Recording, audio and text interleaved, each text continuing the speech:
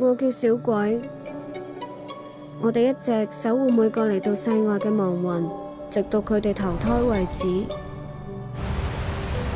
我同我細佬失散咗啊！你可唔可以幫我揾下？細佬，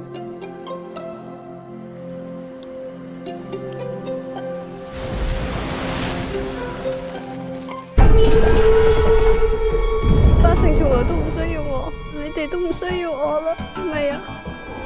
我哋已經俾人逼上絕路，我唔企出嚟嘅話，邊個幫大家啊？呢啲其實係佢哋生前解唔開嘅心結。